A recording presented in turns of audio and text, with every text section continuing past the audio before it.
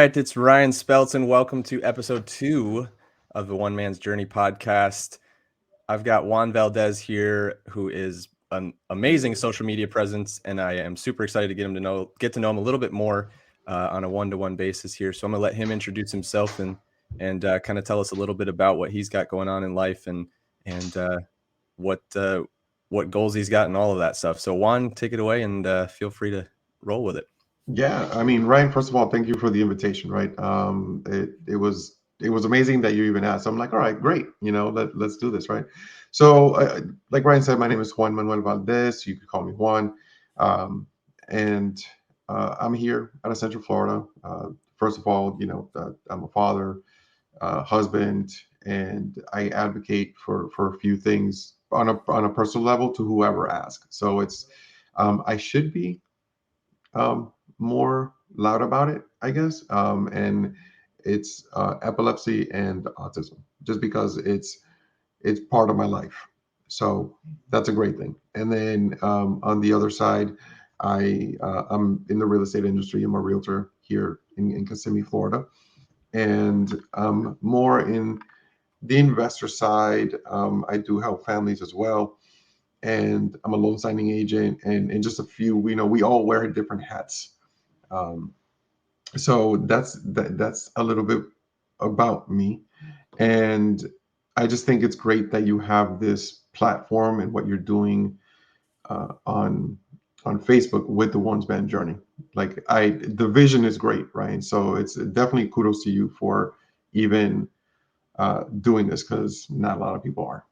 Yeah, it's definitely an important thing for men to realize, like, we're not alone, right? Like there's so many of us out there, right? About half the world, actually. Yeah. And Right. we were talking talking a little bit beforehand, and just thinking about how we both grew up, really, like is in that, like, that macho man, like we don't show emotion, we deal with things ourselves, and that's I'm from a small town in Minnesota, and I'm sure it's very similar to the Latino culture in that way, is where it's like you go to work, you come home, and you do your work, and that's what's expected. And so finding those emotions can be difficult. Yeah, for sure. Pretty much.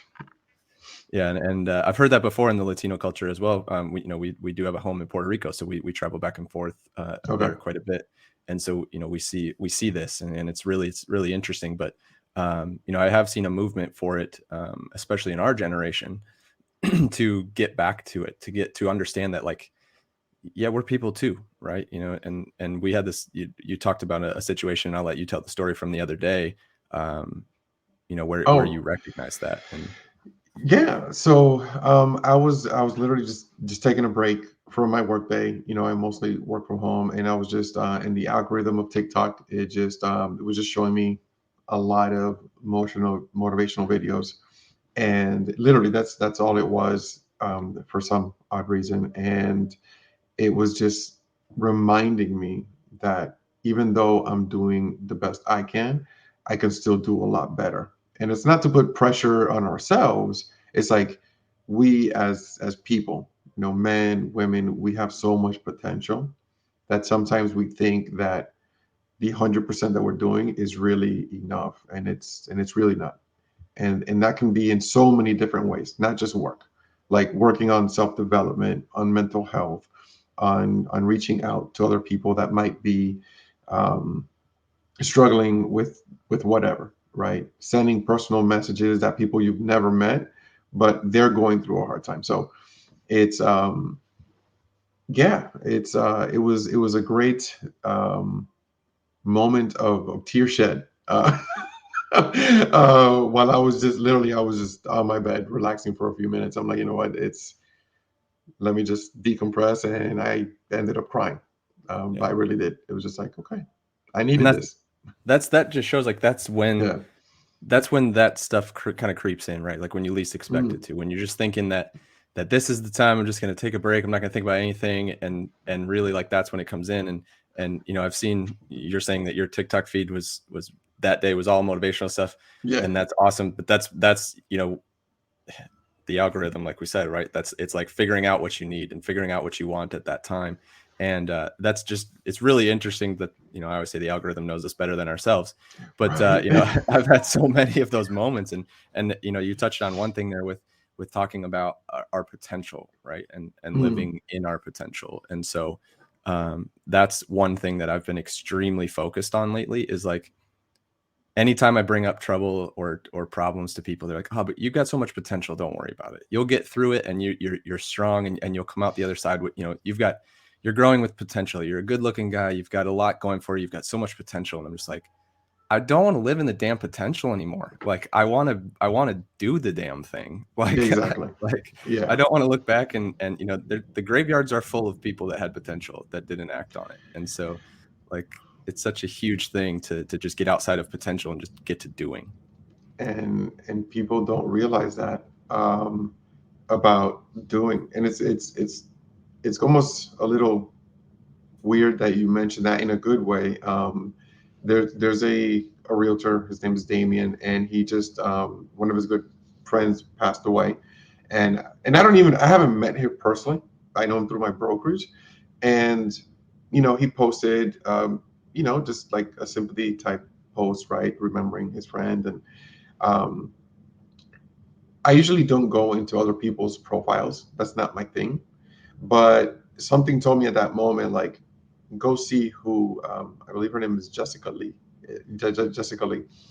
And I literally spent about 15, 20 minutes seeing her videos and what she has accomplished. And I'm like, man, she lived an amazing life just because she decided to up her game and go past that living in the potential part.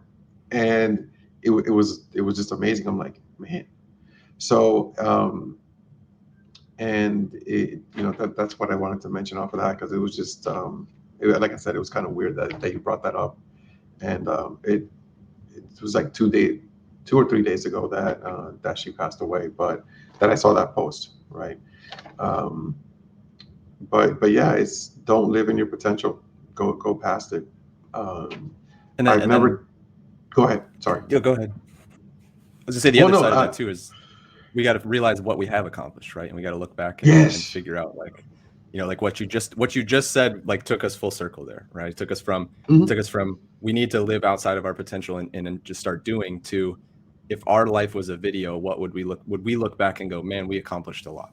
Because I think we both Yes. would. I think, and I know I Yeah. would, speaking for myself, like, looking back and going, even in the times it didn't feel like you were doing that much, and it didn't feel like you were accomplishing much, and you look back and you go, man, I really did. And especially with you being a father and going through, with what you've been through just as a father, I think that's extremely important for you to know. And I'd love for you to hear a little bit more about, your challenges and what you've gone through as a dad. Yeah, so I have 3 sons. My oldest is 22. And then my middle son turned 15 yesterday. Happy And birthday. thank you. And then my youngest is turning 14 in like 2 weeks, the 8th of October. And the oldest is in November. So it's literally back to back until next year sometime, on birthdays and celebrations. But it's, since each of them are so different in age, well, like the oldest to compared to the youngest, it's, I live on a constant journey on guiding them, right, in their different aspect, because my oldest is a young man, and I want him to make sure that he can live his best life, not only uh, being healthy, mentally strong, all that great stuff, right? But also know that these next 10 years, he can really just be himself, work, and do whatever he wants after that. I never had that guidance. My parents were great, like everybody has either their great parents or great parents that tried to guide them as best as possible, but they didn't have the knowledge that we have now, right? Because things change. So I'm trying. My purpose is to break that mold and not grow how I grew up. That would be so unfair to all 3 of them, right? So, and it's communication with 3 different minds, which is difficult. And and it's just teaching them that way. I was on a coaching call like 2 weeks ago with my coach, and he's like, I want you to write a 5-year plan on what you want for each of your family members, including my wife. And I did that for my sons, and I was just like, man, like I like these goals, and they're easy to accomplish. And then for my other two sons, so my oldest is Sean, Troy, and Lawrence, and their goals are different, somewhat the same, but with different other little challenges with them. They're on the autism spectrum, and it's that alone I am grateful for. I would not change that for the world. They are just so intelligent and creative and talk like older people. It's just really amazing. So it's creating that same thing I'm doing with my eldest, putting a 5-year plan with them as well, so they can go along their journey, right? And it's honestly, it's difficult. Parenting is not easy at all, but it's the most rewarding thing. I had a good friend of mine ask me, he's like, what's it like being a dad? And I'm like, I can't explain it. It's rewarding, but I just can't explain it. He goes, what do you mean? I'm like, when you become a parent, if you ever choose to become a parent, then you'll know what I'm talking about, because people will not understand that mental emotion, internal emotion. Like, that's the way I feel about it, right? People can have their own opinions of what I'm saying, but the feeling is fulfilling. It's fulfilled everything. Like physically a part of you, like that. They are. And then Yeah. I can't speak as a parent, but I was a kid once, and I do have a great dad, so I can speak a little bit from the other side, right? Yeah. Absolutely. No, yeah, 100%. We could speak. We can definitely speak from the other side, because we knew how our parents raised us, right? And you could definitely speak from that side as well. I could speak from that side as well. So there's a lot of challenges, right? And it's a lot of emotions. And for me, I grew up more of a on a, how can I put this? It was more a judgmental and victim mindset as I was growing up, just because every time I would have a seizure, people would judge me, right? Even my closest friends, even though they didn't like notice it, I knew it. And then that plays with your mind, like it's all psychological. And as you're growing up, you don't know that you're bringing that with you as you grow up, and that messes with you on a different level. And then as you grow up, you also start, and this is what's the word? Like, you don't mean to do it, but you also put yourself kind of like in a victim mentality, because nobody tells you what that is.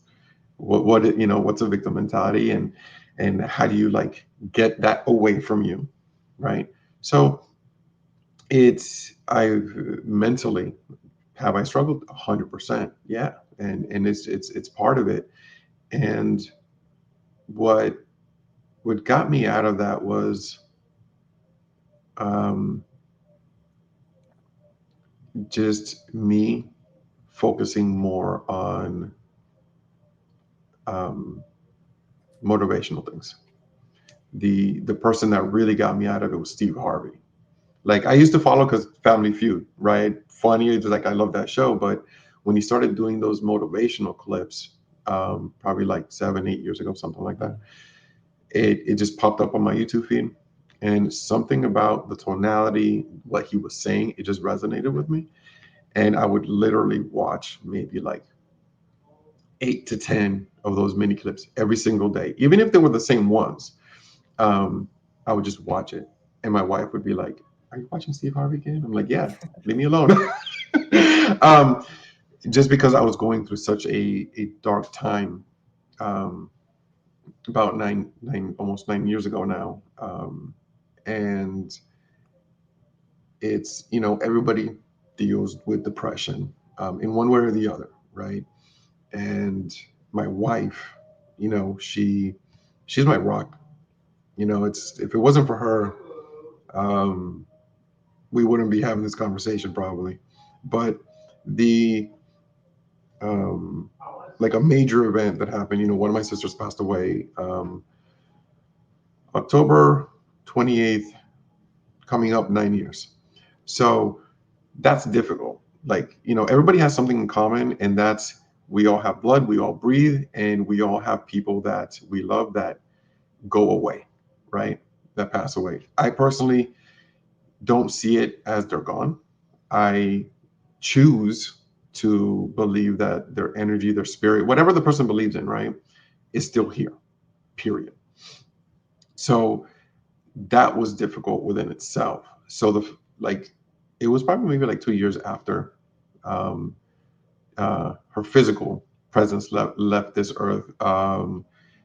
The video started popping up, and all she wanted, I remember this, all she wanted was, I want my nephews to like grow up happy and be the best. So that particular thought plays in my mind every single day, right? So it's kind of like paying her honor, right? In that sense, if that even makes sense. So, and it's like, all right, that's what she wanted for my sons. Like I didn't ask her to have that emotion, that feeling, whatever, while she was here, but it's that Steve Harvey led the way to my change, right? And I don't know when it's going to happen, but I know I'm going to shake his hand in one way or the other. I will, just because he indirectly changed my life. And because of him, that's when I started, seeing other motivational speakers like T.D. Jakes, Tony Robbins. I actually met Tony Robbins in 2002, but like, that's why I kept on watching, Eric Thomas, all these people, right? Like that are mainstream, but have a purpose. And that's what really changed me. That Steve Harvey rewired my brain. It's pretty amazing when you don't know somebody, but like their messages resonate with you. And it's, what can I do to make it better for everybody within my circle, right? In this case, my sons and my wife. And that's the thing with that. Obviously you touched on a couple of different points, and I'm excited to unpack a couple of them there. But yeah. When you talk about Steve Harvey rewiring your brain, I want to push that back a little bit for you and say you rewired your own brain, and Steve Harvey's words just were there to help that along. And so it's really interesting to watch. I mean, because if you're saying Steve Harvey rewired your brain, what you're really saying is like, because that could come from Family Feud, that could come from anything that he's done, right? And when you brought that up, it's like, it's so interesting to see the transition of how certain people can be one thing for us at one point in time, where like he was your comedic relief watching Family Feud, and that was something that you probably did with your family, and like that, like you just enjoyed watching that stuff with your family. Yeah. And then he became this entire different person for you, an entirely different model, entirely different like aura, right? A completely different person, really, like, when it comes down to it. And so, like so now complete 360. Like you've got two people, or one person that is two different people for you in the same regard, and we carry that through. Like none of us recognize that on a daily basis of like what we could be for somebody else, or what they could be for us if we just looked at them differently. And so that's such a huge thing. And you touched on the victim mentality, and this is all part of that victim mentality. And the victim mentality, when you said that, like alarms start going off in my head, because it's something I've explored so deeply that like it's sickening, really. Like it's been a lot of exploration for that for me. So I've gone really deep on the victim mentality, and now I can pick up on it within 30 seconds, 10 seconds of talking with someone. And it's something that, if you're looking for one thing, you're going to find it. If you're looking for another thing, you're also going to find that, right? It's like when you jump on the internet and you do an internet search, and I'm not going to say a specific one, but you do an internet search and you find what you're looking for. Like, I've had these symptoms. Well, it could be this. WebMD is the greatest victim mentality piece of equipment ever created. Wow. You know what? Yeah, you're right. I never thought about it that way. Like, and I've been on MD, like, so like WebMD so many times, but you're absolutely right. It can create that. Like, it's super helpful. But if you're looking for something, you're gonna find it, and that's just the way it is. Like you know, it's the same thing. You know, not to dive into it, or you know, and I'm not going to. We're gonna stay right here. But like politics, right wing, left wing, doesn't matter which way you are. But if you're searching for that answer, you're going to find it because someone else put that information out there. So, you know, when you said that, it was just that going back to the Steve Harvey thing. But like, we can all be different people for different people, and we all are different people for different people. Yes. And so you may, in one person's eyes, you may be the worst person in the world because you didn't fall into line with what they needed or what they were asking you to do. And then the other side is someone else. You're the greatest person in the world because you changed their life by saying one thing. And so like that, like that's part of the power thing of taking back our power as humans is if you don't think you have power, you have the power to destroy someone's life, and you have the power to completely improve someone's life, whether you recognize it or not. Yeah. And you've done both. Like every single one of us has done both, and we don't know. And maybe we do know about some of it, but really, like, that's where it comes in. And so, you know, carrying that into being a dad, I think with you just having the awareness of that, it creates an entirely different environment for your children. And I think that's fantastic. Yeah. Because it's like you said, you know, it's about looking for something. You could find it. You can pretty much find anything nowadays. And I just don't, you know, I want my sons to be men that are compassionate and vulnerable, right? To have that emotional intelligence, because they're already smart. Like, they don't need the intelligence. Like, they already have it. But it's knowing when to ask questions about certain things, right? And I just, you know, that's a goal my wife and I share. So it's we're both on the same page, because even when we want to talk to our significant others, right, sometimes, like, do we really want to say this? So we even question ourselves when we want to talk to our own spouses, right? And it's like, just say something. And you know, it's difficult. It is, you know, I have a few friends on social media, and one of them sometimes complains about, for instance, in this case, money, right? Like, needs more money. And he made a post, something about $1 million or something like that. And I'm like, go get yourself $1 million. I'm like, go become a millionaire. And he's like, Juan, I hate you. And I'm like, then unfollow me. And he goes, I really hate you. But the point, like, I used to work at Disney, so that's where I met him. But the point is, like, there's certain people that I keep in contact, because me personally, I can see where they can go, but they don't see it. So I throw these little helpful jabs at them to, like, the information is there. I'm not a wealthy person, but I've surrounded myself around a lot of wealthy people. So it's helped me also change my mind in that aspect, right? So that's also important. And that's what I try to do. And just, I like seeing people grow. I like seeing them succeed. And if I can help one person, I did that, right? And that's where, you know, like, my vision for real estate is out there, that it scares me, and that's a good thing. But yeah, man, it's good seeing their kind of happy negative reactions, because they're like, yeah, Juan, you're right. Yeah, no, that's exactly, like, you're helping them you know, and I've done it while you're speaking here. And I think I pick up on where you go, like you nod and agree. And you're like, oh, I didn't think about it that way. Like even just this back and forth conversations, we're helping each other realize just small little things about ourselves that we didn't even know were there. Yeah. And so enough of those small things that add up create that like, okay, I can take one step. Right. And you know, looking back into my journey, that's like, I pinpoint the day that I quit drinking as like the first step, but really it was before that, because all of those things that were adding up in between there of like, this isn't serving me. This isn't serving me. This isn't serving. Like I knew that, you know, 8 years ago, I didn't, you know, so it's not like the pivotal moment was the day I quit drinking. It was an addition of all of those things adding up. And so if you can just, you know, I think that's fantastic of just like those quick little comments. And especially if you get a response like that, right? Like, you know, it takes me to a video that I saw of Eddie Murphy, and you know, I think he's in his Coming to America garb, because I think they did the Coming to America 2. And while he was filming that, it's him walking and goes 75 years or 75 summers. You only get 75 summers. I saw that.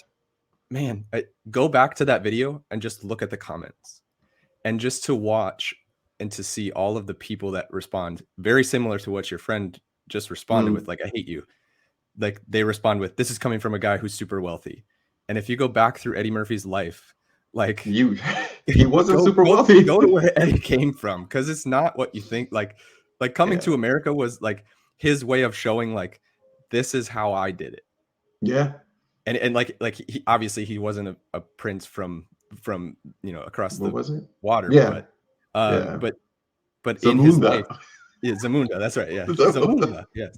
That movie gets me every time. But you know, like obviously he wasn't a prince, and he didn't come from wealth and then go into poverty and then fight his way out. But the poverty to riches story was really a symbolism for his life of like, I don't want to be handed stuff. I want to work for it. And he worked his butt off for it. And so to see those comments is just, they're ignorant comments of like, they just haven't been awakened yet to what's possible. And we were all there at one point, right? We just had to find what is possible. And that's what we're applying now. 100%. And that also applies to, and then like what you just said about the comments, you know, a lot of them might be young, right? In their late teens, early 20s. Huh? Let's hope that that's the case, right? Yeah, right. No, but a lot of them are adults, right? That never got out of their box, out of that comfort zone. And they're always going to stay there, right? Because it's really taking the action to what you want to do. 1% a day. That's it. Just 1% a day. And that's something that I used to teach when I trained at Disney. It's 1% a day. You'll get better 1% a day. Man, Disney changed my life. But it's nobody gets, from one day to the other. It just doesn't happen.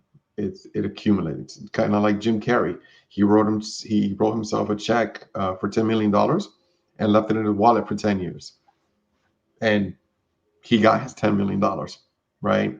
So I think it was after the first Ace Ventura.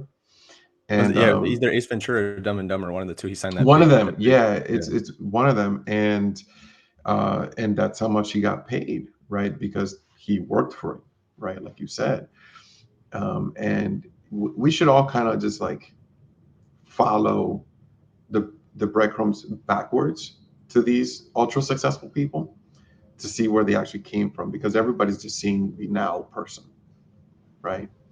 Well, and I think that, following the breadcrumbs back is extremely important. Like you said, like that's a good way to put it, right? Follow the breadcrumbs back to the beginning. For me in this scenario, like it's funny because you say the ultra successful and we view them as ultra successful, and the majority of the population views them as ultra successful. And a lot of those guys would tell you like, I still feel like an average dude. Mm-hmm. Like in their core. So yes.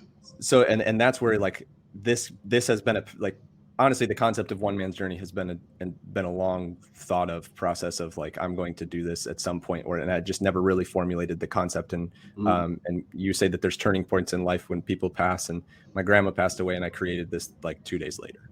And it was just like, I can't, like seeing her, passing on was like, she would have wanted me to just do this thing, right? Like, and so sometimes we just have to take those small things that may or may not be like 100% true, but we're just like, let's just run with it, Yeah. And it works out to push it in that direction and stuff like that. But yeah, following the breadcrumbs back and really it's just like acknowledging that you have come far, but you still have a long way to go, because we've all made it through every single thing we've gone through. Yep. And so you can look back and look and go, man, all of these challenges that we've had, I'm still here. And so you get to say that every single day. And so as long as you're here, you might as well be doing something awesome, right? So yes, it's great. I really want to hear a little bit more about your journey with epilepsy, because I know that that's something that's important for you, and I want to hear like your advocacy piece of that, of like what we can do to help with anything that you're focused on right now or anything like that. Okay. Yeah. No. So my thing was that, like I said, I grew up with that victim mentality of, I'm epileptic, like I probably won't be able to do stuff, things, like the negative part of it, right? So it's not easy because mine, even though they're controlled for now, I never know when I'm going to have one. So but in my mind, I'm at peace now, I think you could say, because I've gone from that mentality shift where I have to be careful of everything, of what I do, to it's just part of it. That's just part of my life. So now the way I view epilepsy is I view it as a gift. It's strange to hear. Even my own doctor was like, what are you talking about? I'm like, well, and I told her, and I'm like, well, think about it, Kristen. And you're here to treat epilepsy, but nobody talks about the mental health aspect of epilepsy. You don't hear it. You just hear of what you can do to change yourself, medicine, exercise, all that stuff. But they don't focus, and I have yet to meet a doctor to focus on how are you doing emotionally, right? And that applies to everybody under the umbrella of epilepsy. So things that I did to change myself is I cut out coffee, I cut out dairy. I still cheat, with a piece of cheese here and there, don't get me wrong, but I don't consume it as often. Those bread I took out, and like, mind you, the coffee part, and I'll tell you why I cut these things out. The coffee, I was drinking like 2 cups a day, probably like almost every single day of the week. So it's like 12 to 14 cups of coffee. That's a lot, right? And not like little glasses, like iced, like large glasses. Yeah. And I cut that out. And it turns out, because I also suffered from migraines. So it turns out that this was a last year journey that I took, so very recently. Last year, around like February, March, I'm like, all right, I'm just going to cut a cold turkey. I'm going to start exercising in the garage and cut things out, cut things away. And I had migraines every single day. The migraines where like you have to like cover yourself with a pillow and earplugs, horrible. And I cut out those items and a few other, and white sugar. I took that out. And at that point, I was weighing like, I don't know, like 220, something like that. And, when you take out coffee and sugar, you go through withdrawal. So you're still having migraines throughout like another 5 or 7 days. Yeah. And that's horrible. But it also turns out dairy wasn't good for me. I'm not lactose intolerant, but how convenient or how ironic, I don't know what word you want to use, is it that when I took out all those things, my seizures dramatically dropped, right? So it goes to show you like your diet plays a lot to do with your internal self, right? So that was like a major thing that I did, and that took months. It took months, and I was just really adamant. 5 a.m. every single morning, wake up, do like 15 minutes of walking the treadmill, lift a little weights, push-ups, whatever, right? Nothing like hardcore exercises, like nothing hardcore. And and I dropped down to like 185, 187. And I stay between like the 185, 190 range. So I dropped down 30 pounds. My migraines are gone. Like I don't have those anymore.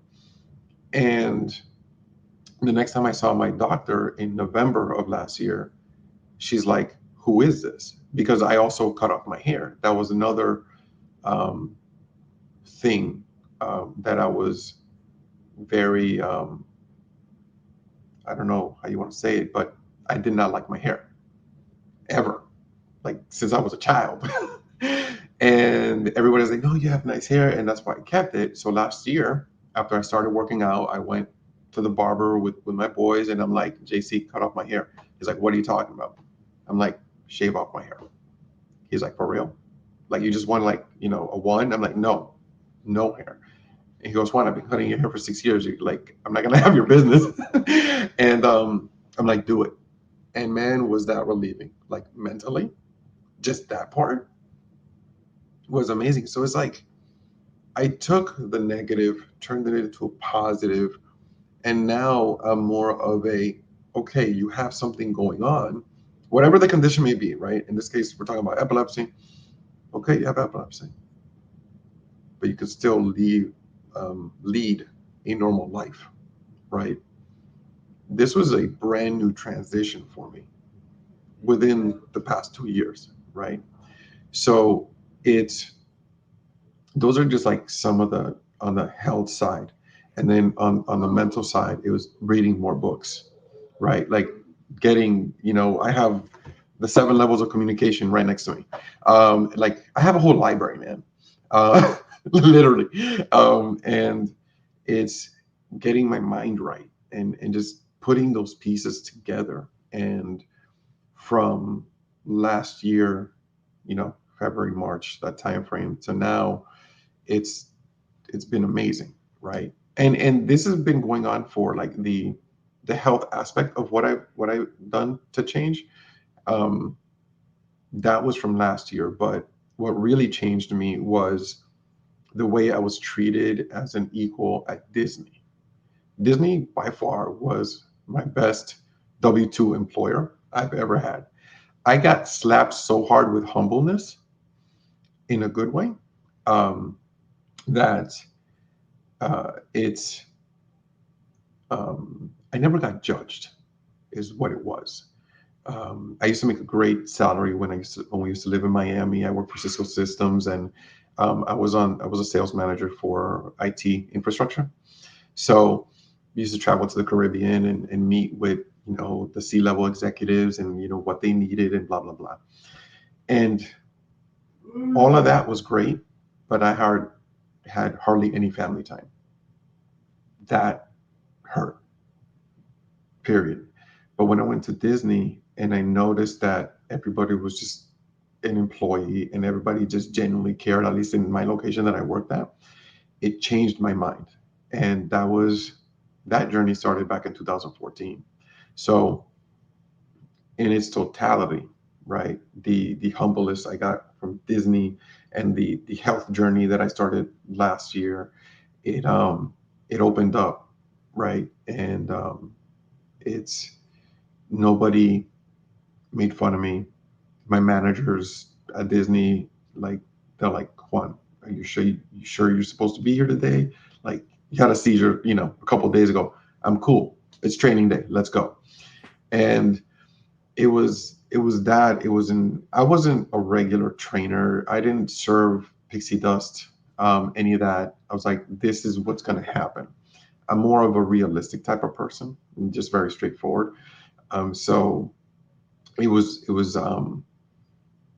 a lot, man. The journey itself, like changing like my mind aspect and dealing with epilepsy is really the last 10 years of my life, which is a short period of time if you think about it. I'm 43, and it's really looking into yourself which we should always do, but we know we never do. We hardly ever do. And those little things is more like, that's why I kind of get frustrated with people that I know that really don't have any type of struggle whatsoever, and they still complain. And that's when I talk to them and I'm like, okay, what's going on? And that's what they tell me. And I never bring up my epilepsy in any conversation, because if I put that first, it's gonna like negate everything that I did in past 10 years. So go into that a little. I want to hear. Okay, so if I go into a conversation with somebody and compare it to my epilepsy, I am defining myself as a person with epilepsy being the forefront of me, right? Not who you're seeing. But if I'm talking to somebody and tell them different steps that I've done to change myself, like reading, exercising, I'm not focusing on the epilepsy part. I'm aware of my condition, right? Which is important. We all have to be aware of our limitations and all that good stuff. But if I put my condition in front of me, in my mind, right, it's making it more important. And that shouldn't be the case. Health-wise, it's one of the most important things. But and this is the way I think about it, and people are like, but how can you do that? Right? Some people ask me like, wait, Juan, you're in real estate and you don't drive? I barely drive, right? It's either my wife or my eldest son. I Uber. Like, I find a way. Even though I have permission to drive, I don't, because the last one I had was in April. And I'm like, you know what? I'm going to take a nice 7-8 month break just to look at myself, right? Like how my health is doing. So it's, other agents, they're like, wait, how do you like meet people? I'm like, I find a way. Like, you have to find a way.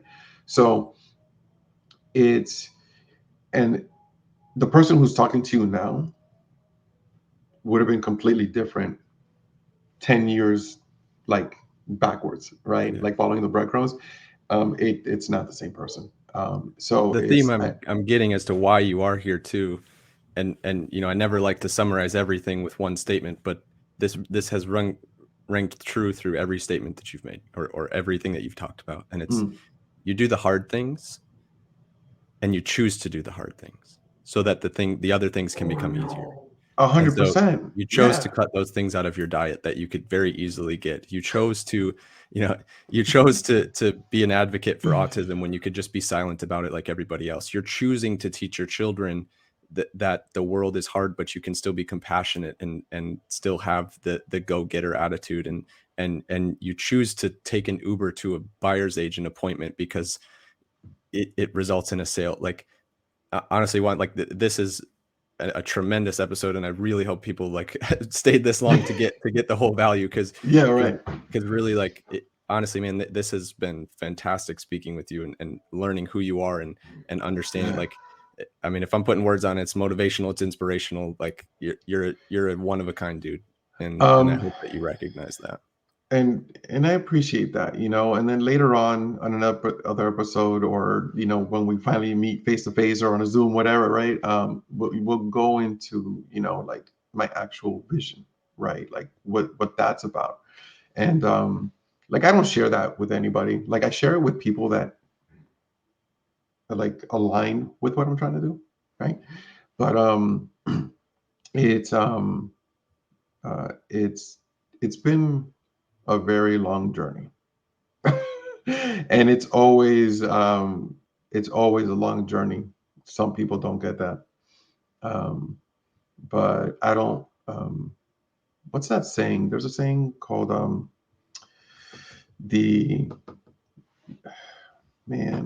it completely like disappeared. But when you're expecting something in the future and you're kind of just like holding off, delayed gratification, right? So it's, I never knew about that until recently. But anyways, it's thank you for having me on call. It's and just listening, right? But it's I'm here to just make a different change.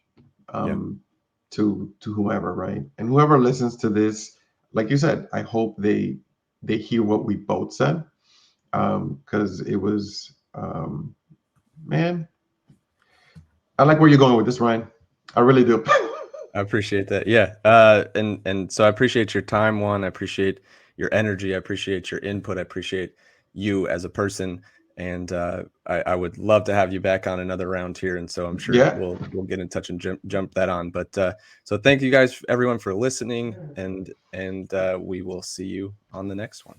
Absolutely. Thank you, Ryan.